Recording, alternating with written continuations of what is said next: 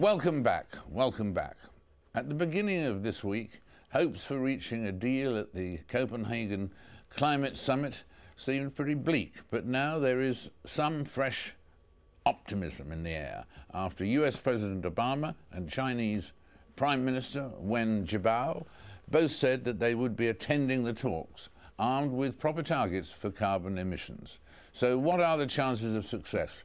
And I'm delighted to be joined now by Connie Heddegaard, the Danish Minister for the UN Climate Conference, and the person in charge of making it all happen and so on. Connie, are you feeling more optimistic today with the news that both the Chinese leader and the leader of the United States are both coming?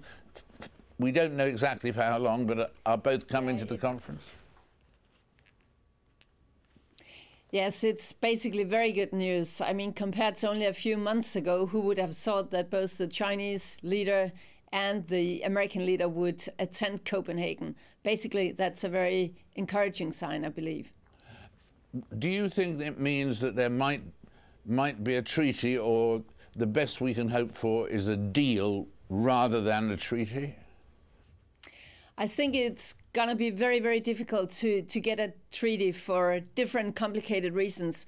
But I think that the prospects of having a binding political agreement where sort of all the key elements will be addressed politically, where there will be commitments to reductions, where there will be finance on the table, specific finance, where there will be an adaptation framework and a technology framework.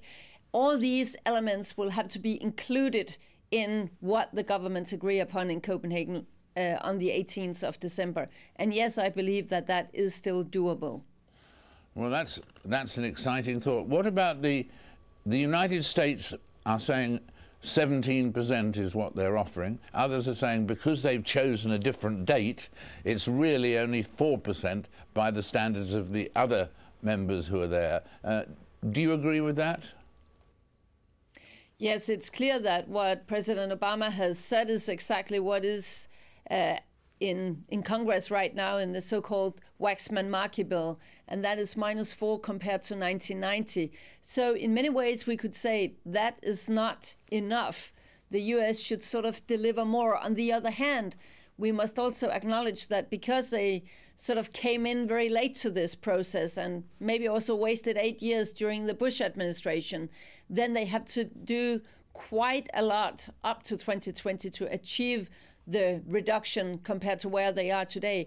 And then I think that we should also notice that what President Obama has also said is that then they acknowledge that if they don't do more than -4 by 2020, then their pathway towards 2050 will be very steep. So that, for instance, by 2030, they have to reduce by 32%. That's quite a substantial effort the US have to take on from 2020 to 2030. And I think that they realize that is also good news. They realize that, and so might they respond to that problem, the 2020, 2030 problem, in the next few days, do you think? Yes, I believe so, because it was part of President Obama's announcement, or an announcement from the White House 2 days ago. So I think that they have realized that latecomers will have to have a more steep pathway than those of us who, for instance, in Europe, who started early. That is good news. It's also very good news, actually, that China, for the first time ever, came up with a target.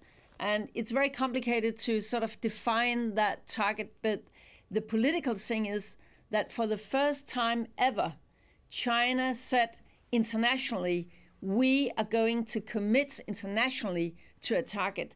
That has never happened before. As you know, in Kyoto, China was not asked to do any reductions. India was not asked to do so. The United States was not in. And now we have the major economies of this world, all of them acknowledging, yes, we have to be part of this, and they start to come forward with targets.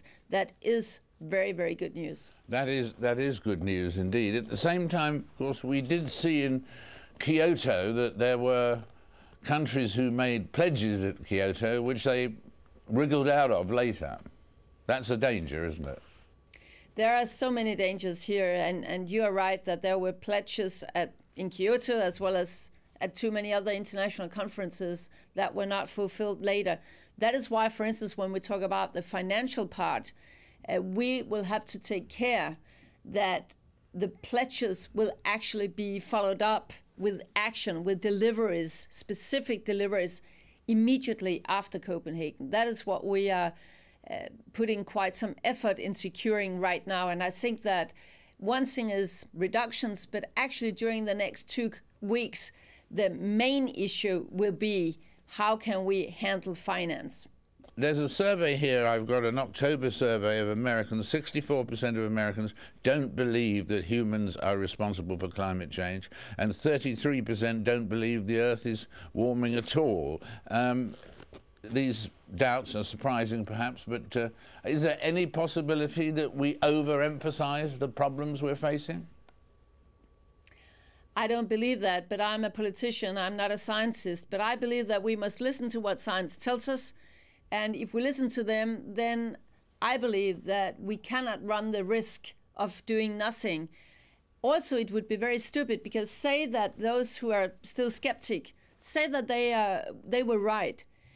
What would be the worst thing if we had invented more energy efficient technologies, a low carbon growth, less polluting technologies, all that kind of things? Wouldn't that be good in any case when we are going to become 9 billion people on planet Earth by the middle of this century?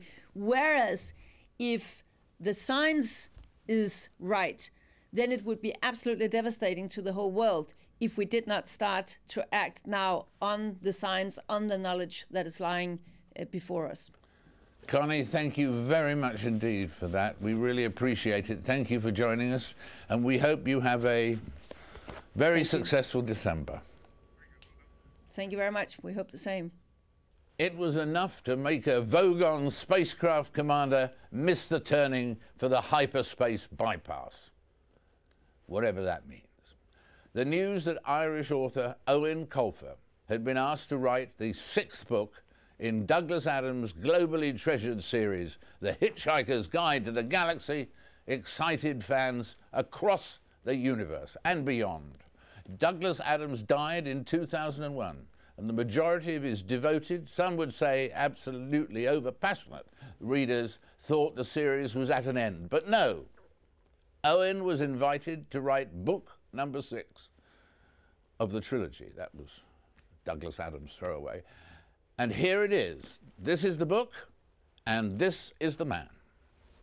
Owen, congratulations. The response to part 6 of the trilogy, is to use Douglas Adams' own words, has been really positive. I know, it's a great relief to me, because a lot of people were really waiting for this book, and a lot of them were worried that it would somehow sully the series. So it's a huge relief to have a positive response. I can finally exhale. Yes, because you've written more than 20 books, but majority of them for children and so on, so this was a real challenge for you. It was a double challenge. First of all, I was stepping up to the plate as an adult author, but secondly, to actually become involved with Douglas Adams' legacy, and I'm such a fan, and I'm so reverential towards his work. It was a challenge, and in a way I had to cast off that reverence and just approach it as an interesting project. Yeah. And you've got all those loyal fans out there. One of them made that memorable quote about the "I'll read it before I tell you I hate it," you know, because I can't possibly approve of it, but I'll read it. And anyway, yeah, that was the funniest thing. I like to think he was maybe being ironic. Yeah, I think so. I think I'll give him the benefit of the doubt, but anyway, it was a great soundbite for me. How do you divide what's Owen and what's Douglas? I mean, Douglas Adams, this legendary figure, died all too young. I think under 50. Yeah. 49. And where does the Adams bit stop and the I think if Owen bit start? It's hard to tell. But the nicest thing that a journalist has said about this book, I think, was that if Douglas's estate had gone to the publishers and said, "We found this in the attic," that nobody could have argued with that. And I think that was a wonderful thing to say, because I didn't set out to write it like Douglas. it's supposed to be reminiscent of his universe, and maybe with some of his jokes and his style of joke in there. But I thought I would try to copy him at first, but it's impossible. He was so unique and brilliant. You can't copy Douglas Adams. No, and I mean, you had a problem there, didn't you? Because at the end of the previous book, Arthur Dent, Fort Prefect, and Zaphod, they all were blown to smithereens, and so you had to bring them back. That was my challenge to myself. I said, if I can bring these guys back in a way that's not tawdry or manipulative, and that's genuinely entertaining and interesting, then I will do the book. And I took a week on this challenge, and after the week I had a nice, interesting way. So I said, yes, I will do it, and that was the whole reason I decided to do it. And have you learned more about Douglas Adams by this experience? I suppose you have. Well, I've learned how smart he is, or he was, and how complicated his writing was, and how clever his setups were. I mean, he would start a joke and it would only pay off 100 pages later when you'd all but forgotten the setup. And that's so clever. And I think my writing has improved a lot just from studying closely his writing. Really, that's very... Absolutely. Now, will you be tempted when they come back to you and ask you to do the next one? No. No, you sure? No, one is a tribute, but then two is you're saying I'm the guy, and I'm not the guy. I did this because I love Douglas's work, and I want to point my fans at Douglas and say, this is the guy I look up to, and this is the guy if you're really interested in comedy, this is the guy you got to read, and hopefully that will work. Well, that could work very well with bringing a younger audience than ever to Douglas Adams. I mean, he was always a great appeal to young people in their 20s and teens and so on, and now it'll probably bring it to a wider audience. Yeah. Well, I would hope so, because that's what Jane, Douglas's widow, and I wanted. That's the reason we're doing this, is to bring new people to the Hitchhiker. And when she said to you, "We want you to do it because we want you to be the new Douglas Adams," because what was the because? I think they liked my sense of humour, and that's what they said. I think that my favourite quote is from Douglas's brother, who said, "We like you, but you're too short and you're too prompt." So, which was almost something Douglas could have said, because he was famously very tall and very late. So I was kind of the opposite in a way. That's very exciting. Well, congratulations on this, and good luck with many reprints, because Douglas Adams books have always had many reprints. They've never been out of print, never. Never. It's fantastic. Thank you very much for being with us, and congratulations. Thank you very much. We're at the end of our time, so that's it for this week. My thanks to all of my guests. Join us again, 7 days' time. That's the moment for another Frost Over the World.